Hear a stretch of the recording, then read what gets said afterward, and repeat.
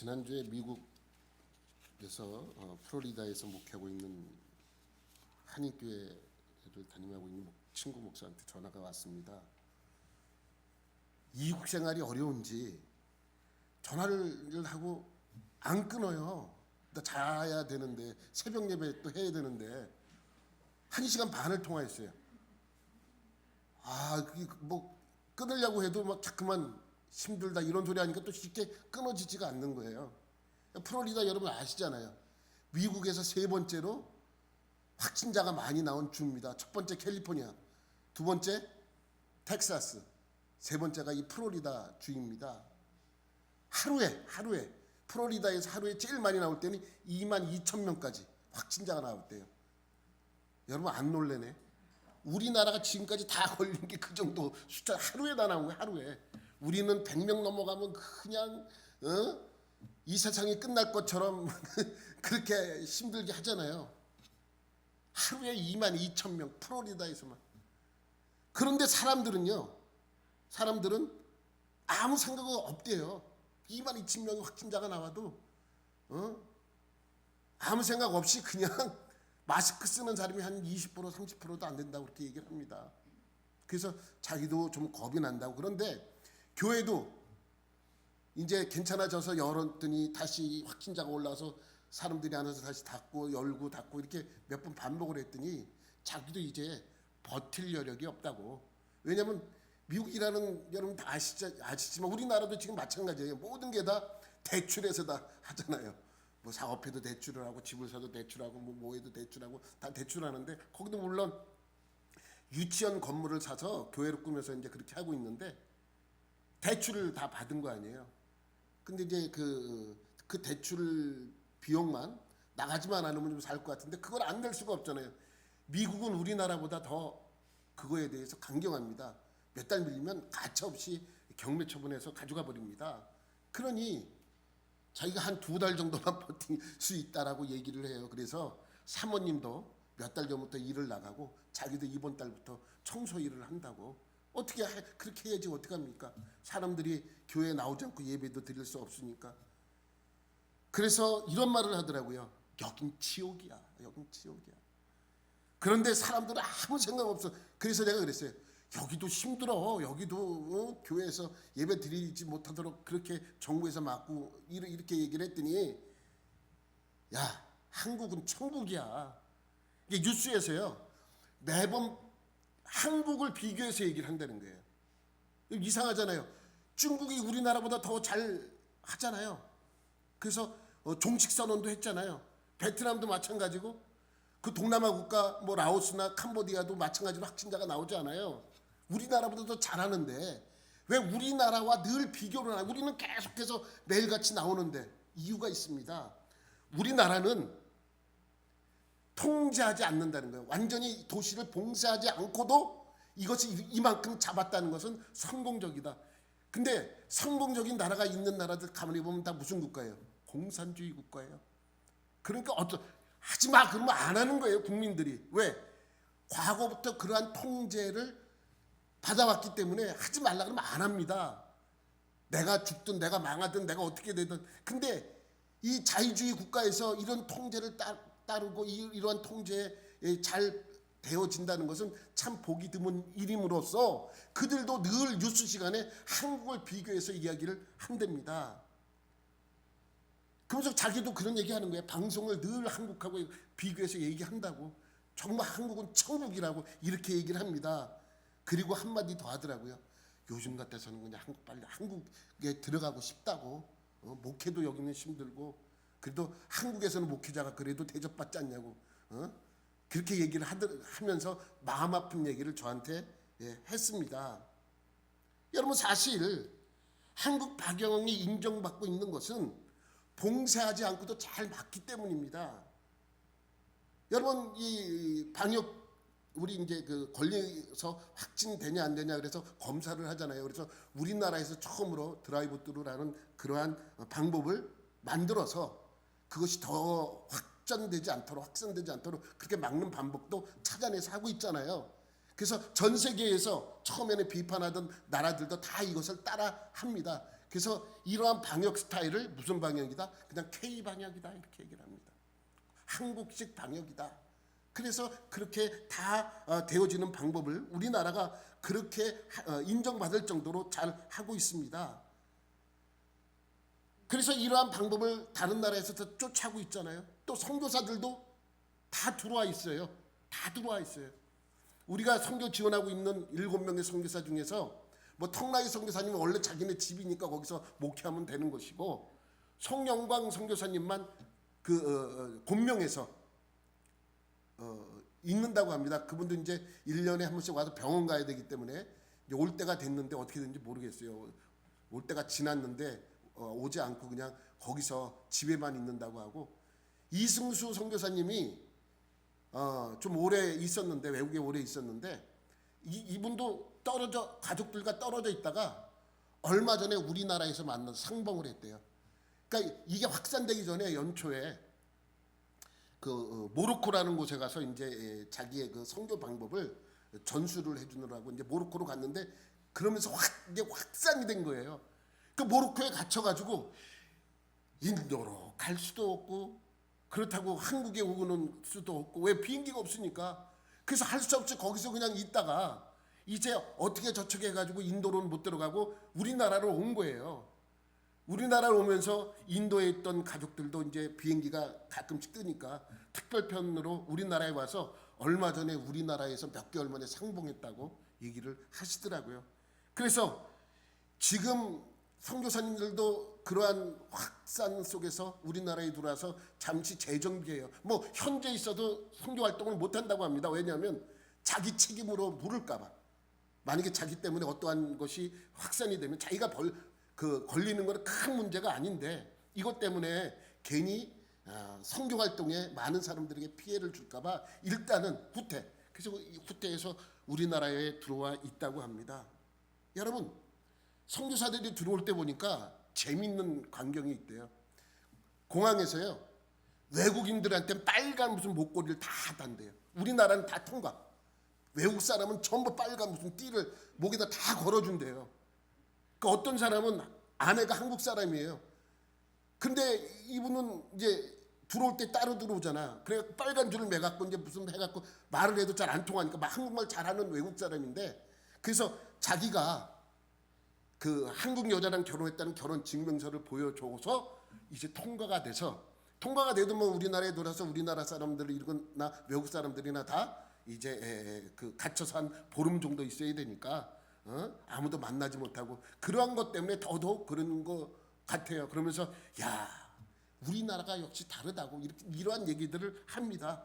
여러분, 우리나라가 이렇게 많이 이번 이것 때문에 많이 수준이 올라간 것은 사실입니다. 좀 뿌듯한 부분도 있지 않습니까? 우리나라가 이렇게 잘하고 이 정도로 막아준다는 것은 완전히 통제하지 않고 봉쇄하지 않고도 이 정도로 해주고 있다는 것은 잘하는 것입니다, 사실. 그런데 우리나라가 이것뿐만이 아닙니다. 이전에도 이미 노래로서 세계를 다 뭐라 그래야 돼요? 그 다 형접시키는 그러한 일을 해내지 않았습니까? 뭐 빌보드 차트에 예전에 순위에만 들어가도 우리나라에서 난리가 났는데, 들어간 것뿐만 아니라 1, 2위 곡에다 한국 사람이 부른. 그렇기 때문에 너무 놀라잖아요. 그런데 K-팝이라는 것 자체가 이번뿐만이 아니라 한 십수년 전부터 그것이 유행을 타가지고 그것이 많은 사람들에게 불려지기 시작을 한 것이죠. 그러면서 K-팝이 세계에 나가서 알리게 된 것입니다. K-팝뿐만이 아니라 K-드라마, 한국 드라마도 마찬가지입니다. 예전에 제가 외국 나가서 선교사님하고 커피숍에서 커피 한 잔을 하고 있는데 저기서 한국말 같은 게 조금씩 들린단 말이에요. 저게 뭐지? 왜 한국말 같은 게 들리지? 참 많이 들어보니까 한국 드라마를 누가 보고 있는 거야. 그래서 야, 저 한국 사람인가? 한국말을 잘하나? 그래서 가서 이렇게 봤더니 자막이 뜨는 거예요, 자기 나라 말로. 근데 보니까 어제 방영한 거예요. 어제 방영한 게 오늘 자막이 붙어서 사람들이 보고 있어요, 오늘. 그래서 내가 깜짝 놀랐어요.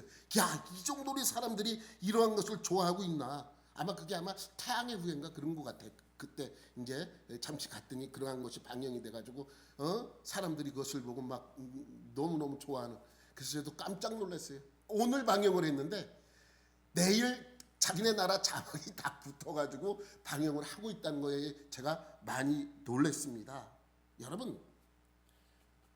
여러분도 마찬가지겠지만 제가 어렸을 때 우리나라는 참 못 살았어요. 사실 70년대 초반 뭐 이때 뭐 잘 살았습니까?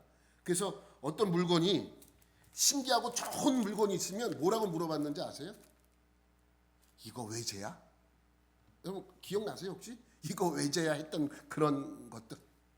근데 요즘은 그렇지 않아요. 요즘은 좋고 물건이 괜찮은 물건이 있으면 이렇게 물어보죠. 이거 국산이야? 그죠? 그렇게 물어봅니다. 우리 어렸을 땐 그러지 않아요. 좋은 물건이 있으면 외제냐고 물어봤어요. 외제. 미국산이냐 뭐 영국산이냐 이게 아니라 그냥 외제냐고 물어봤어요. 그러면 그것이 좋은 물건인지 아닌 물건인지 평가가 되는 기준이었는데 요즘은 국산이라는 것 자체가 우리나라의 좋은 물건으로서 평가받는 기준이 되고 있습니다. 그만큼 한국에 대한 뭐가 생긴 거예요? 자부심이 생긴 거예요. 자부심이 생긴 겁니다. 그런 이야기를 들을 때마다 왠지 뿌듯하고 그러지 않습니까? 예? 대한민국 사람임을 어떨 때는 자랑스러워할 때도 있습니다. 예?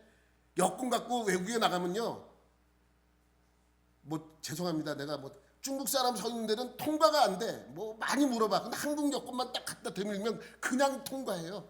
다 통과시켜줘. 그 정도로 한국 사람들이 인정받고 있는 그런 모습 보면 왠지 뿌듯합니다. 그러니까 그렇게 자부심을 느끼는 그러한 것은 다 이유가 있기 때문입니다. 여러분 생각해 보세요. 6.25 이후의 세계에서 가장 못 살던 나라입니다. 가장 못 살던 나라가 지금은 경제력이 세계 10위권 안에 들어가서 영향력을 행사할 수 있는 그러한 수준까지 올라온 거에 대해서도 그 짧은 시간에 이렇게 만든 것도 자부심을 느끼지만 여러 가지가 있습니다. 또 한글에 대한 자부심이 있어요. 여러분 세계에서 글을 언제 만들었는지 아는 글자는 한글밖에 없어요. 어떻게 해서 만들어진지 몰라요. 글자가. 근데 오로지 한글만 언제 누가 만들어든지 정확히 알 수 있는 그러한 글자입니다. 그래서 글에 대한 자부심도 있죠. IT 강국이라는 그러한 자부심도 있습니다. 뭐 이것은 우리나라의 국민성에 의해서 만들어진 것 같아요. 우리나라 사람들이 빨리빨리를 좋아하잖아요. 근데 IT의 강점이 뭐냐면 빨리 해야 되는 거예요. 그래서 그거와 맞아떨어져서 이러한 자부심이 생기기도 합니다. 또 이 우리나라의 오랜 역사, 단인족으로서 오랜 역사, 반만 년의 역사가 이 나라 사람들의 자부심을 느끼기도 합니다. 여러 가지가 더 있겠죠. 더 있습니다. 더 많이 있습니다. 그러한 많은 외세의 침략 속에서도 우리나라가 지켜졌다는 것도 어떠한 부분에 있어서 자부심을 느끼기도 합니다. 우리가 이렇게 자부심이 있듯이 누구도 그러한 자부심이 있어요. 오늘 본문에 보면 유대인들이에요. 유대인들이야말로 자부심이 정말 대단합니다. 우리가 가지고 있는 자부심은 자부심도 아니에요. 그렇게 된 이유가 분명히 있지 않겠습니까? 자기 민족이 누구에게 선택을 받았다는 거예요? 하나님에게 선택받았다는 거예요. 그러한 자부심. 근데 사실은 그러한 자부심도 우리 2장에서 배웠듯이 쭉 이 바울이 쓴 내용을 봤듯이 뭡니까? 하나님의 백성된 놈이나 그렇지 않은 놈이나 다 뭐 같다는 거예요? 다 똑같다는 거예요. 똑같이 뭐 한다는 거예요? 망한다는 이야기입니다. 바울이 그걸 설명했잖아요. 율법 없는 놈은 율법 없이 망하고 율법 있는 놈은 율법 때문에 망한다. 이 말씀이 2장의 중심적인 내용이기도 합니다. 그런데 3장의 시작은 이러한 반문으로 시작을 합니다. 1절 말씀 한번 우리가 다 같이 한번 읽어보도록 할게요. 시작. 그런즉 유대인의 나음이 무엇이며 할례의 유익이 무엇이냐. 여러분 유대인의 나음이 무엇입니까? 할례의 유익이 무엇입니까? 여러분 이 말에는 두 가지 뜻이 있으면 잘 보세요. 하나는 유대인의 나은 것이 무엇이 있냐 하면 할례의 유익이 무엇이냐 하면 이라는 뜻이 있어요. 긍정적인 부분을 언급하는 것이죠. 유대인의 나음이 무엇이 있냐면 할례의 유익이 무엇이 있냐면 이렇게 설명을 하는 것이죠. 또 하나는 반어법입니다. 아니 구약 백성들이 유대인이 나은 것이 무엇이냐, 할례가 유익한 것이 무엇이냐라고 반문하는 것입니다. 어떤 뜻인 것 같아요? 전자예요, 후자예요? 후자예요, 후자. 유대인의 나은 것이 무엇이냐, 할례의 유익이 무엇이냐라고 반문하고 있는 것이죠. 할례를 받은 사람이나 할례를 받지 못한 사람이나, 2장에서 그거 아니에요? 할례를 받은 사람이나 할례를 받지 못한 사람이나 유대인이나 이방인이나 똑같다는 얘기를 지금까지 해왔습니다. 그러면서 이 말을 했다는 것은, 이 말은 곧 뭐예요? 반어법을 사용하는 거예요. 뭐가 있냐? 아무것도 없다. 이렇게 반문하고 있는 것이죠. 그러니까 유대인은 하나님의 법을 지키는데 실패해 버렸고 다 정죄 아래 들게 되었다면 도대체 유대인들에게 유익한 것, 또 나은 것이 무엇이냐라고 되묻고 있는 것입니다. 이 물음의 대답은 2절 말씀에 있어요. 2절 말씀. 우리 2절 시작. 범사에 많으니 우선은 그들이 하나님의 말씀을 맡았음이니라. 범사에 많대요. 범사에 많다는 이야기는 뭐냐면 모든 방면에 많이 유익하다는 거예요. 뭐 어떤 것이든 상관없이 다 유익했다라는 거예요. 어떤 사람이 미국에 가서 이민을 갔어요. 그래서 이제 나중에 한국 사람 만나서 한국 사람이 물어봤어요. 아니 미국 가서 사는 게 뭐가 그렇게 좋았어? 라고 물으면 그렇게 대답을 하는 것이죠. 다 좋아. 일단 먹는 거 좋고, 또 직장 생활에도 월급도 많이 주고, 사람들도 아주 나이스하고, 내가 좀 미국에 가서 1년 동안 있으면 제일 적응되지 않는 말이 나이스하다는 거예요. 이 나이스하다는 말을 많이 쓰더라고요. 그래서 내가 한번 써봤습니다. 사람들도 나이스하고 다 좋아. 이렇듯이 범사에 많다는 얘기는 뭐냐면 모든 방면에 다 좋다는 거예요. 모든 방면에. 예? 그런 뜻을 가지고 있습니다.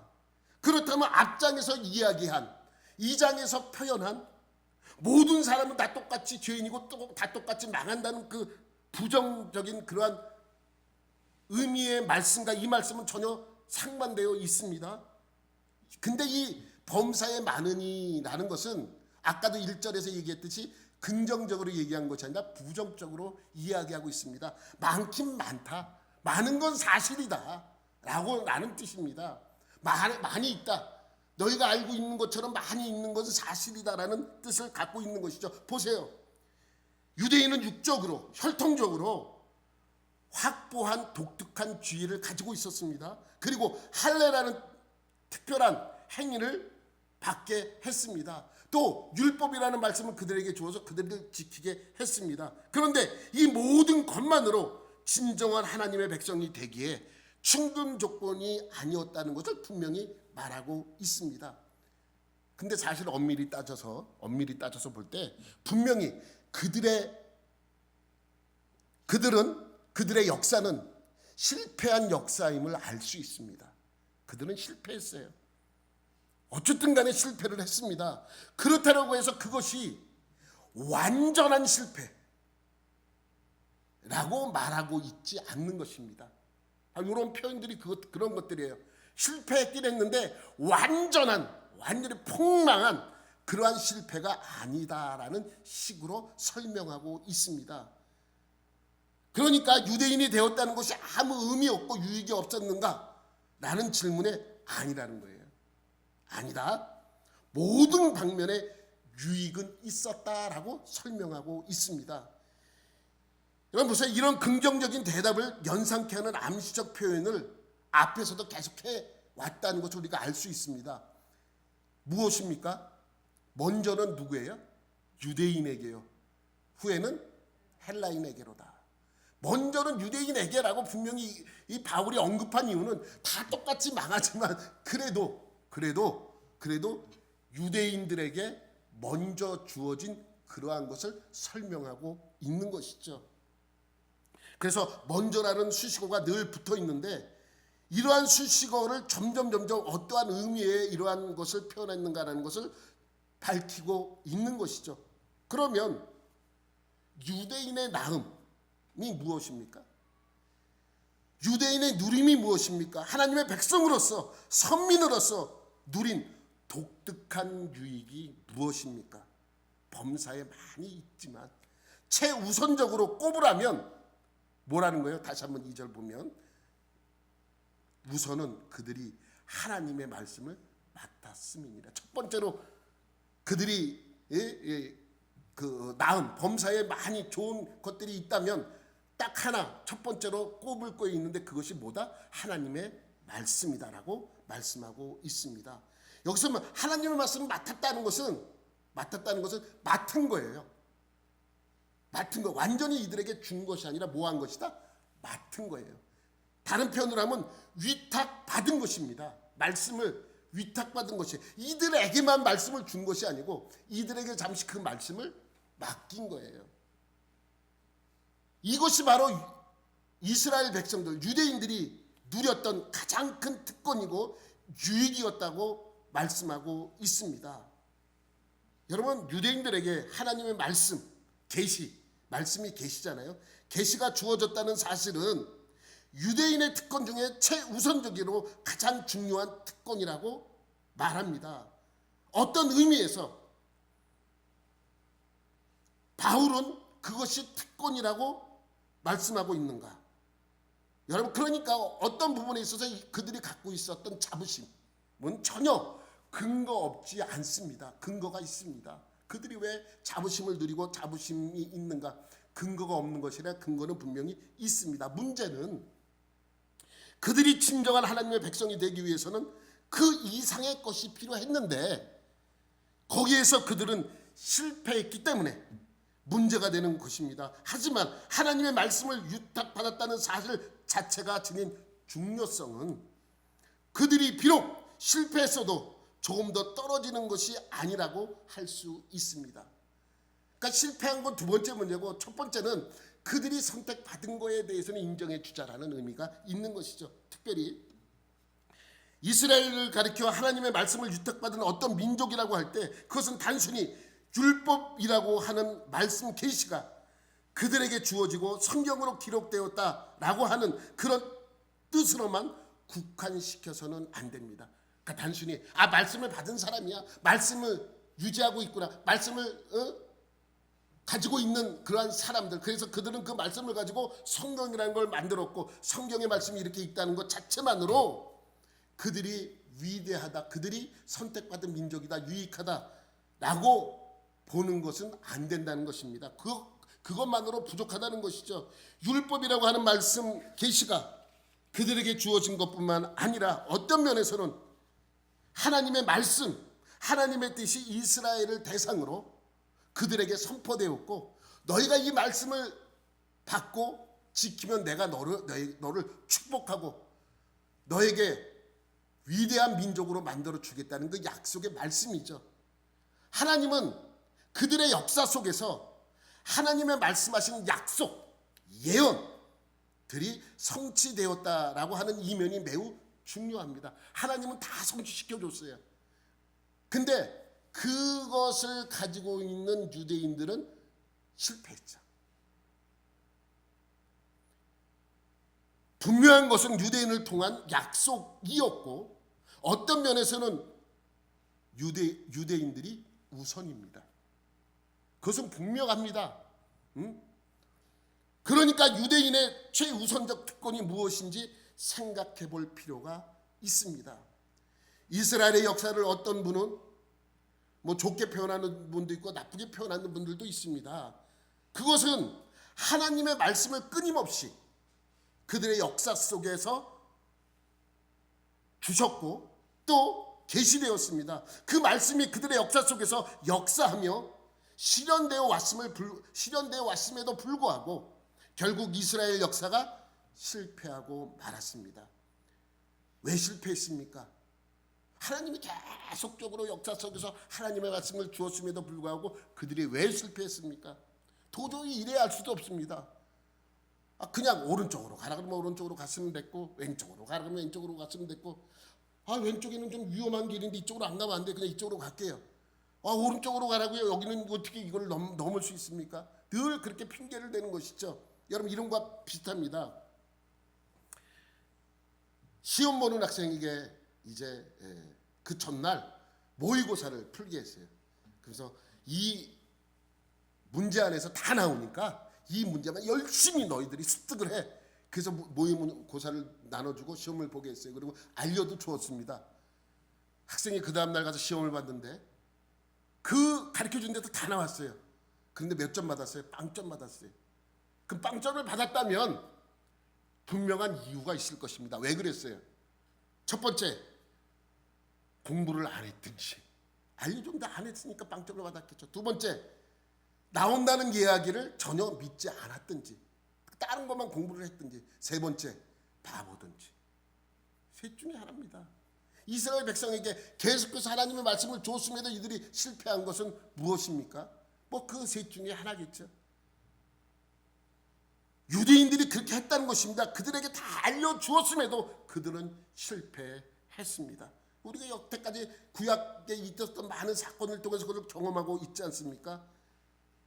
그러면 그들이 왜 실패했는가? 그 이유도 3절에 표현되어 있습니다. 3절부터 시작. 어떤 자들이 믿지 아니하였으면 어찌하리요? 그 믿지 아니함이 하나님의 미쁘심을 패하겠느냐. 앞에 무슨 말이 들어가냐면 만일에라는 말이 들어가면 이게 해석하기가 참 편해요. 만일에 어떤 자들이 믿지 아니하였으면 어떻게 했으리요라는 뜻입니다. 만일 어떤 사람이 믿지 아니하였다면 그들의 불신앙이 하나님의 신실하심을 패하겠느냐. 여러분, 하나님은 이러한 분이야라고 생각하면 그러한 분이 돼요? 아니잖아요. 하나님은 원래 그러한 분이세요. 근데 내가 이렇게 생각했다고 이렇게 되고 저렇게 생각했다고 저렇게 되는 분이 아니라는 말씀입니다. 근데 여기에 바울이 참 재밌는 표현을 써요. 뭐냐면 그들의 민족이 선민이고 선민된 백성으로서 하나님에게 많은 유익을 받았다면 이스라엘 자체가 그 역사에서 실패한 민족 아니에요? 사실은 하나님이 주신 말씀대로 따지면. 그런데 실패한 민족이면 모든 사람이라고 표현해야 되는데 모든 사람이라고 표현하지 않고 어떤 사람이라고 표현하고 있습니다. 왜 이렇게 쓰냐면 그 중에는 이스라엘 백성 중에는 믿는 사람도 있었기 때문입니다. 믿지 않는 사람도 대부분 많았지만 믿는 사람도 있었잖아요. 그러니까 이스라엘 사람 모두가 불신앙하고 멸망당한 것이 아니라는 것을 설명하고 있습니다. 이스라엘 역사, 구약의 역사 전체로서는 실패한 역사이지만 그 가운데서도 구원의 역사가 있었고 신앙으로 하나님께서 베푸시는 은혜에 참여한 자가 있었다는 뜻입니다. 그것이 잘 표현된 구절이 시브리서 11장이에요. 시브리서 11장은 무슨 장이에요? 믿음장입니다. 믿음으로 신앙을 지킨 선조들의 모습들이 나오는 거예요. 그들도 이렇게 신앙을 지킨 사람들도 있지만 대부분이 어떻게 됐다는 거예요? 지키지 않았다는 말씀입니다. 그러니까 결국 이스라엘 역사가 외견적으로 보이듯이 완전한 실패가 아니다라는 것을 설명하고 있는 거예요. 실패는 했지만 그 실패가 완전한 실패는 아니다. 그러나 하나님께서 곳곳에 그러한 이스라엘 백성들을 멸망시키고 심판하고 그러한 고통 중에서도 끝까지 그 신앙을 지키며 있었던 사람들이 있었다라는 것을 부분적으로 인정하라고 말씀하고 있습니다. 그래서 결과적으로 이런 실패한 역사가 되었는데 이들이 믿지 않았다고 해서 하나님의 신실하심을 패할 수 있겠느냐라는 말씀을 하고 있죠. 보세요. 내가 이스라엘을 통해 구원을 이루겠다. 하나님이 약속했잖아요. 그들을 내 백성으로 삼고 그들을 통해서 세계 만민이 참여하는 위대한 구원을 그들 역사 속에 이루시겠다라고 약속을 하셨습니다. 근데 이루어지지 않았잖아요. 그럼 하나님의 약속이 허위입니까? 거짓말입니까? 이루어지지 않았잖아요. 이루어진다 그랬는데 이루어지지 않았잖아요. 하나님이 거짓말한 것입니까? 하나님이 그 그들의 실패를 하나님 책임입니까? 하나님이 그렇게 만들었기 때문에 이렇게 된 것입니까? 이것은 하나님의 신실함을 폐하는 것이 아닙니다. 근데 이들은 계속해서 그것을 그렇게 설명해 나가고 있습니다. 그러니까 뭐라고 말씀하세요? 결코 그렇지 않다라고 말씀하고 있습니다. 4절 말씀 우리 시작. 그럴 수 없느니라. 사람은 다 거짓되되 오직 하나님은 참되시다 할지어다. 기록된 바 주께서 주의 말씀에 의롭다함을 얻으시고 판단 받으실 때에 이기려 하심이라 함과 같으니라. 이들은 이렇게 이것을 설명한 이유가 뭐냐면 이 바울이 어떤 구절을 끄집어내냐면 시편 54편 4절 말씀을 끄집어내는 거예요. 그런데 이 시편 54편의 4절 말씀 한 번 올려봐봐. 아까 말씀 올려봐. 그러면 기록된 바 주께서 주의 말씀에 의롭다함을 얻으시고 판단받으실 때에 이기려 하심이라 함과 같으니라. 이 말씀이 시편의 말씀이라는 것이죠. 그것을 인용합니다. 이 내용은 이제 9장에 로마서 9장쯤에 가면 더 자세하게 언급이 되어 있어요. 여기서는 살짝 문제 제시만 해주고 있는 거예요. 이런 문제들. 사람은 다 거짓되되 하나님은 참되지. 그것을 설명하고 있습니다. 바울은 분명히 앞장에서 구약 체계 그 자체로는 어떤 구원을 이루는 능력도 없으며 구약 역사는 외견상으로 볼 때 실패한 역사로 끝날 수밖에 없었다는 것을 설명했습니다. 그러나 이것을 너무 단편적으로 이해해서 이스라엘 역사는 완전한 실패라고 성급한 결론을 맺지 못하도록 이러한 말씀을 집어넣고 있는 것입니다. 그들 때문에 다 망했어. 그들 때문에 다 우리는 실패했어. 그들 때문에 우리는 고난을 받아야 돼. 그러나 그들이 우리에게 준 유익이 조금이라도 있겠지라고 설명하고 있는 것입니다. 이스라엘의 실패한 역사를 통해서도 하나님이 실패한 것이 아니고 하나님의 의가 드러나는 데 사용했다라고 설명하고 있는 것이죠. 그 역사를 통해서 실패한 역사를 통해서 하나님의 의는 더욱더 드러나게 되었다는 것을 말씀합니다. 5절 6절 말씀해 보면 이러한 말씀이 있죠. 시작. 그러나 우리 불의가 하나님의 의를 드러나게 하면 무슨 말을 하리요? 내가 사람의 말하는 대로 말하노니 진노를 내리시는 하나님이 불의하시냐? 결코 그렇지 아니하니라. 만일 그러하면 하나님께서 어찌 세상을 심판하시리요? 이 말씀이 아주 중요합니다. 여러분 보세요. 우리의 불의가 오히려 하나님의 의를 확정하는데 하나님에 대한 책임을 말하겠느냐라는 뜻입니다. 여러분 우리가 불의함으로 어떤 게 더 드러났다 그러는 거예요? 하나님의 의가 더 드러났잖아요. 그러면 하나님의 의가 드러나는데 우리의 불의가 사용했다면 왜 우리가 심판받아야 됩니까? 우리 때문에 하나님의 의가 드러났는데 이런 얘기입니다. 이러한 말씀을 지금 하고 있습니다. 나의 거짓으로 하나님의 진리가 더 풍성하게 되어 하나님의 영광을 위한 것이 되었다고 하면 내가 왜 죄인처럼 정죄받아야 하는가라는 질문이 바로 유대인들의 질문입니다. 바울은 그것에 대하여 이렇게 됩니다. 그것은 궤변에 지나지 않는다. 여러분 아무리 똑똑한 사람도 누구를 이길 수 없냐면 말 잘하는 사람을 이길 수 없습니다. 말 잘하는 사람은 말이 안 되는 이야기를 기가 막히게 말 되게 만들어서 그 말 잘하는 사람이 뭘 하면 잘하겠어요? 변호사 하면 잘할 거야. 말 잘하는 사람은 변호사 하면 잘 돼요. 궤변을 늘어놓는 것이죠. 근데 궤변에 넘어가느냐 안 넘어가느냐. 바울은 이들의 주장하는 것은 궤변에 불과하다고 설명하고 있는 것이죠. 그래서 7절 8절에도 같은 내용의 말씀을 다시 한번 언급하고 있습니다. 시작. 그러나 나의 거짓말로 하나님의 참되심이 더욱 풍성하여 그의 영광이 되었다면 어찌 내가 죄인처럼 심판을 받으리요? 또는 그러면 선을 이루기 위하여 악을 행하자 하지 않겠느냐? 어떤 이들이 이렇게 비방하여 우리가 이런 말을 한다고 하니 그들은 정죄받는 것이 마땅하니라. 우리의 악이 하나님의 선을 더 드러나게 한다면 우리가 모래를 해야 돼요. 하나님의 선을 드러내기 위해서는 악을 더 행하는 거예요. 악을 더 행하는 거예요. 구원파도 좀 비슷한 부분이 없잖아 있습니다. 구원파들의 중생 개념은 한 번 회개하면 그 다음부터 회개할 필요가 없어. 왜?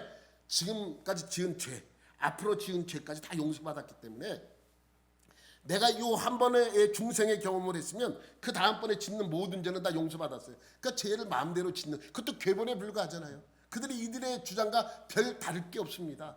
그러니까 이들은 다 용서받았기 때문에 죄를 진다는 거예요. 누가? 구원파가 그렇게 한다는 거예요. 내가 다 용서받았기 때문에 괜찮아. 가서 뭐 좀 잘못해도 이미 용서받았기 때문에 괜찮아. 내가 사람을 미워해도, 내가 도둑질해도, 내가 사람을 뭐 어떻게 죽여도 괜찮아. 왜? 이미 다 용서받았기 때문에. 그러한 개념으로 받아들이는 것이죠. 이것은 분명히 잘못된 것입니다. 그잖아요. 여러분, 잘못된 것이잖아요. 그런데 이들은 계속해서 그렇게 주장하고 있는 것이죠. 이것은 말 잘하는 궤변에 불과하다는 것입니다. 여러분, 이 부분에서 가장 문제가 되는 것이 바로 이것입니다. 나의 죄는 누구 때문인가? 누구 때문이에요? 나 때문이에요. 내 죄 때문에 늘 우리는 인간의 문제가 스스로 그 책임을 회피하려는 데 있는 것이에요.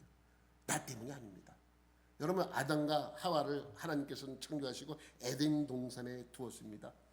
하나님께서 먹지 말라고 한 동산의 나무의 열매를 아담과 하와가 먹음으로써 범죄했죠.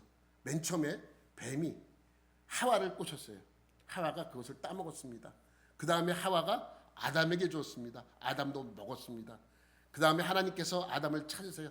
하나님이 찾으시는데도 숨어 있는 거예요. 나올 수가 없죠. 죄를 범했으므로 하나님 앞에 설 수가 없는 거예요. 그래서 하나님께서 아담에게 묻습니다. 왜 이러한 내가 먹지 말라고 한 열매를 따먹었느냐? 저는요, 안 먹으려고 그랬어요. 안 먹으려고 그랬는데 이 하나님께서 주신, 누가? 하와가 하나님께서 주신 책임이 누구에게 있다는 거예요? 하나님에게 있다는 거예요. 예? 이 여자가 나에게 이것을 먹으라고 꼬셨습니다. 그러니까 또 하나님께서는 그 하와에게 묻습니다. 너는 왜 그랬느냐? 나는 안 하려고 그랬는데 뱀이 자꾸만 그 책임을 누구한테 전가시키는 거예요. 나는 책임이 없다. 나는 안 하려고 했다. 근데 얘 때문에 내가 했다. 라고 그렇게 설명하고 있는 것이죠. 여러분, 누가 꼬셨든 상관없습니다. 그 죄는 누구의 책임인가? 본인의 책임이에요. 그래도 먹지 말아야 되는 거예요. 근데 먹었기 때문에 책임이 있는 거예요. 만약에 뱀이 하와가 내가 아담에게 물어보고 먹겠다 그랬더니 안 먹어? 그럼 일로 와. 그리고 입을 벌려놓고 강제적으로 먹게 했다면 누가 책임입니까? 뱀의 책임입니다. 그러나 뱀의 꼬임에 넘어간 건 하와예요. 그래서 하와가 먹었어요. 하와가 그 범죄를 저지른 거예요. 그러므로 그 죄가 그렇게 들어오게 된 것이죠. 여러분, 제가 이제 부끄러운 얘기 하나. 제가 중학교에 다닐 때, 이제 중학교가 대동중학교라고 저 비원 옆에 있는 학교예요. 그러면 차를 타러 저기 그 낙원상가를 통과해서 그쪽에서 타야 되는데, 대부분 이제 학교 끝나고 아이들이 어디서 노냐면 종로에서 많이 놀았어요. 종로에서 뭐 무슨 사 먹고 뭐 이러면서 그렇게 했는데, 이제 어떤 학생 하나가, 친구 하나가 와서 날 이제 꼬시는 거예요. 어느 가게 가면, 책방에 가면 책 우리 훔쳐가지고 보자고 이제 이렇게 얘기를 한 거예요. 그래서 처음엔 제가 분명히 거절을 했어요. 그랬더니 무슨 괜찮다고, 안 걸린다고. 거기 책방이 너무 커서, 그 종로에 그 당시에 책방 많았죠. 종로, 서적, 교보문고 뭐 이런 책방, 큰 책방들이, 그거 외에도 큰 책방들이 많았어요, 종로에. 그래서 이제 뭐 내가 하려고 간 건 아니고 그 친구가 한번 가보자 그래서 갔어요. 그랬더니 이렇게 안 보는데 책가방에다 책 쓱 놓는 거예요. 그리고 가져서 성공을 했어. 그 다음날 나도 같이 가서 하나를 훔쳐왔어요. 그랬더니 안 걸리는 거예요. 그 두 번째 가서 또 같이 가서 또 성공을 했어요. 세 번째 딱 걸렸어. 세 번째 딱 걸렸는데, 이제 처음에는 뭐 아니다 그러고 뭐 처음이다 그러는데, 이제 자꾸만 물어보니 그게 됩니까? 그러니까 제가 뭐라고 얘기했겠어요? 나는 안 하려고 했어요. 그런데 얘가 날 꼬셔가지고 내가 할 수 없이 내가 그냥 한 겁니다. 아니, 내가 한 거지. 내가 그 꼬임에 넘어가지 말아야지. 왜 내 책임을 왜 이 친구한테 전가시키냐 말이냐. 그 책임을 전가시키는 건 뭐예요? 나는 책임이 없다. 나는 죄를 짓지 않았다는 의미입니다. 그런데 나는 분명히 그 짓을 했잖아요. 여러분, 내 책임인 것은 내 책임인 거예요. 그런데 지금 누가 그러고 있어요? 이들이 그러고 있는 것입니다. 여러분, 사도 바울이 이 부분에 대해 얘기하고자 하는 것은 뭐냐면, 모든 사람은 결국 뭐다? 다 죄인이라는 것을 알리기 위함입니다. 유대인도 죄인이고 이방인들도 모두 죄인이라는 걸 알리기 위함입니다. 그것을 신학적 용어로 뭐라 그러냐면 인간들의 죄성이라고 합니다. 죄성. 인간들을 가리켜 죄성이 있다라고 가르치는 것이죠. 그것은 헬라인도 그렇고 유대인이나 할 것 없이 율법 아래에 있는 모든 사람들은 죄인이라고 말씀하고 있는 것이죠. 율법 앞에서는 모든 사람이 다 무력하다고 설명하기 위해서 지금 이 말씀을 주고 있는 것입니다. 그런데 유대인 입장에서는 아까의 7절 8절의 말씀처럼 그러한 반박적인 질문을 할 수도 있어요. 그래서 그렇기 때문에 그러한 것을 미리 언급해 놓고 있는 것이죠. 여러분, 그 그리스의 철학자 중에 여러분 아실 거예요. 뭐 이름 들으면 몰라도 내용 들어보면 아실 겁니다. 디오게네스라는 유명한 철학자입니다. 근데 이분은 필요 이상의 돈을 갖고 있지 않았어요. 내가 필요한 만큼만 있는 거예요. 최소한의 돈만 갖고 있었고, 또 집도 없어요. 그래서 어디에 살았냐면 무슨 통 같은 데에 거처를 마련해서 그냥 그 통 안에서 사는 거예요. 아주 초라하게 살아갑니다. 근데 그는 대낮에 늘 촛불을 가지고 다니면서 무엇을 찾고 있었어요. 늘 그 촛불을 갖고, 대낮에 촛불이 무슨 의미가 있어. 그런데 그 촛불을 들고 뭔가를 막 찾으면서 거리를 찾아 다녔습니다. 사람들이 묻잖아요. 아니, 당신은 어떻게 이 환한 대선에 촛불은 무엇이며 무엇을 그렇게 찾느냐라고 물었더니 디오게네스가 뭐라고 답했습니까? 나는 세상에 정직한 자를 찾고 있습니다. 정직한 자를 하면서 늘 정직한 자를 찾을 수 없음에 한탄했다고 합니다. 무슨 말입니까? 정직한 의인은 존재하지 않음을 보여주는 것입니다. 근데 이 사람이 예수를 믿는 사람이 아니에요. 예수님이 오시기 300년 전 400년 전 사람이에요. 그러니 그도 이미 그러한 철학자들도 정직하고 죄가 없는 사람이 찾기 힘들다는 것을 간접적으로 보여주고 있는 사람이죠. 이분 전에도 그러한 사람이 또 있었다고 합니다. 아테네의 솔론이라는 사람인데 이 사람도 촛불 다니면서 죄 없는 사람을 찾아다녔다는 그러한 일화가 있습니다. 여러분, 바울이 이러한 문제를 언급하는 것은 여기서부터 예수 그리스도 이후의 역사와 그 이전의 구약의 이스라엘 역사와의 관계를 항상 의식하면서 설명하고 있습니다. 이러한 발언들을 통해서 구약과 신약과의 관계가, 그 역사적 관계가 그렇게 단순하지 않다는 것을 미리 이러한 기회를 통해서 설명하고 있는 것입니다. 여러분, 나의 죄에 대한 책임은 누구에게 있습니까? 나에게 있습니다. 나에게. 내게 있는 것이죠. 내 죄에 대한 책임은 그 어느 누구에게도 없습니다. 나의 죄의 책임은 나에게 있는 것이죠. 그렇듯이 용서도 똑같습니다. 용서도 누가 받아야 돼요?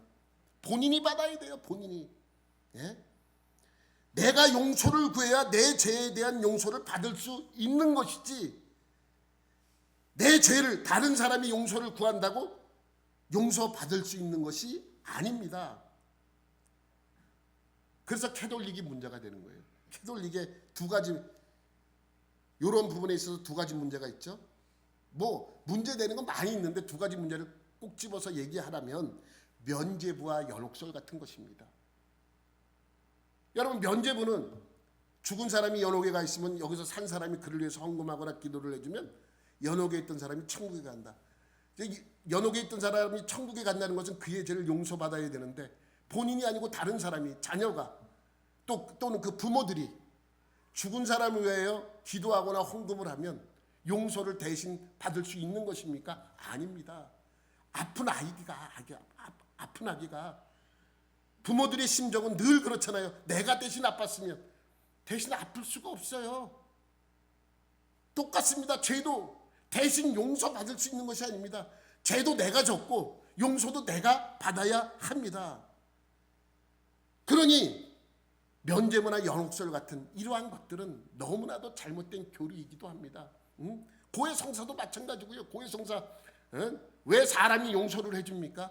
용서는 하나님만 하실 수 있는데 왜 죄를 빌었다고 왜 사람이 사람을 용서할 수 있습니까? 아무 상관도 없는 사람이요. 그러니까 고해성사도 이런 건 큰 잘못된 것이면 분명합니다. 여러분, 나의 죄에 대한 책임은 다른 사람에게 있는 것이 아니라 나에게 있습니다.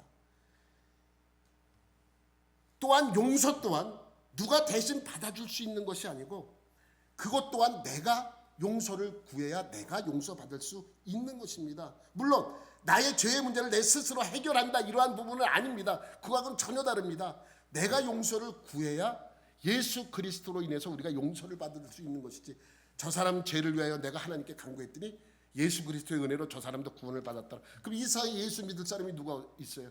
그러면 내가 여기 서서 여러분의 가족들 모두 다 대신 용서를 간구할 거예요. 이 세상에 있는 대한민국 사람의 죄를 내가 대신 용서를 간구할 겁니다.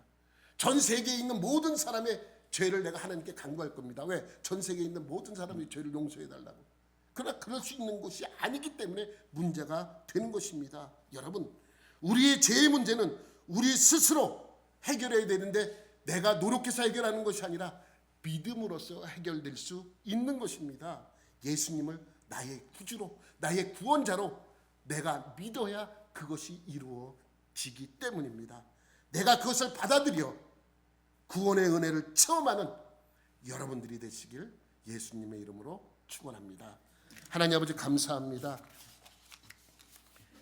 구원의 은혜는 하나님에게 있고 그것 또한 간구하는 우리에게 주심을 우리는 믿습니다.